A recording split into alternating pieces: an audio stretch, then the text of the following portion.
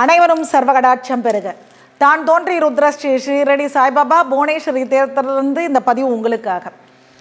வாழ்க்கையில் பல கஷ்டங்கள் வரலாம், கவலைகள் வரலாம், துன்பங்கள் வரலாம், துயரங்கள் வரலாம், நோய் நொடிகள் வரலாம்.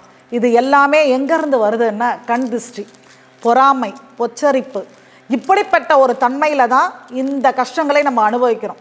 கணவன் மனைவி சண்டைக்கு கூட திருஷ்டி ஒரு காரணம். ஒரு கணவன் மனைவி வெளியே நல்லா ஒரு அலங்காரமாக போகிறாங்க, அடுத்தவங்க பார்வைப்படுது, என்ன ஒத்துமை, என்ன அழகான ஜோடி, எப்படி இருக்காங்க அப்படின்னு நினச்சா கணவன் மனைவிக்குள்ளே பிரச்சனை வந்துடும். ஒரு குழந்தைங்க நல்ல ஒரு கல்வியில் முன்னேற்றம், அதை பெருமையாக 10 பேர்கிட்ட நம்ம சொல்லக்கூடிய ஒரு தன்மை, அதனால் அந்த குழந்தைக்கு நோய் நொடிகள் வரலாம். எத்தனையோ பேருக்கு அது. அதே நேரம் ஒரு அழகான வீடு கட்டுறோம், அந்த வீட்டுக்கு கிரகப்பிரவேசத்துக்கு அனைத்து பேரையும் அழைக்கிறோம். அதில் நல்லவங்களும் வருவாங்க, கெட்டவங்களும் வருவாங்க. அவங்களுடைய தீய எண்ணங்கள் அந்த இடத்தில் பாதிக்கப்பட்டு அந்த குடும்பத்தில் கிரகப்பிரவேசத்துக்கு அப்புறம் அந்த இல்லத்தில் சுபமாக வாழ வழியே இருக்கார். இப்படிப்பட்ட தோஷங்களை நிவர்த்தி செய்யக்கூடிய அற்புதமான முறை தான் சித்தர்கள் காட்டிய அரிய முறை பிரதமை. இந்த பிரதமை திதி அதாவது இந்த திதியில் என்ன ஒரு விஷயம் அப்படின்னா, முன்னோர்களுக்கு தர்ப்பணம் கொடுக்க இப்படிப்பட்ட கந்திஷ்டி அனைத்தும் நீங்கி தான். இது சித்தர்கள் சொல்கிறாங்க. பிரதமை திதி அன்னைக்கு நம்ம தர்ப்பணம் கொடுக்கணும். தர்ப்பணத்தை கொடுத்து முன்னோர்களுக்கு முடித்ததுக்கப்புறம் பெருமாளுக்கு பார்த்தீங்க அப்படின்னா 9 கஜத்தில் காட்டன் வேஷ்டி துண்டு அதை வாங்கி பெருமாளுக்கு அணியறதுக்கு கொடுக்கணும்.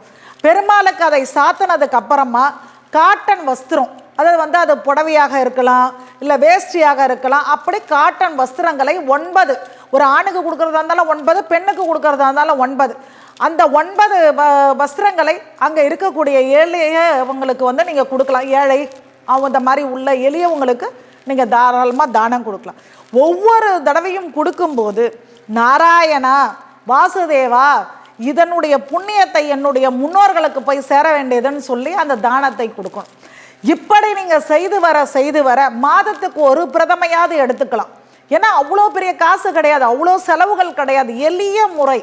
இந்த எளிய முறையில் இந்த மாதிரி நீங்கள் தானத்தை கொடுக்கும்போது, தர்ப்பணத்தை கொடுக்கும்போது, இந்த பிரதம திதியாகப்பட்டது என்ன பண்ணுமான்னா, இந்த தான தர்மங்களையும் சிராத்தத்தையும் தர்ப்பணத்தையும் பண்ணவங்களுடைய வாழ்க்கையில் குடும்பத்தில் இருக்கக்கூடிய திருஷ்டி தோஷங்களை நீக்கக்கூடிய தன்மை வந்துடும்.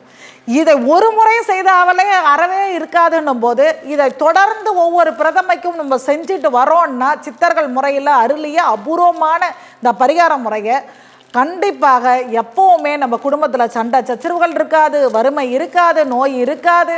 அதே நேரம் விபத்துகள் கூட திருஷ்டினால் வரும்.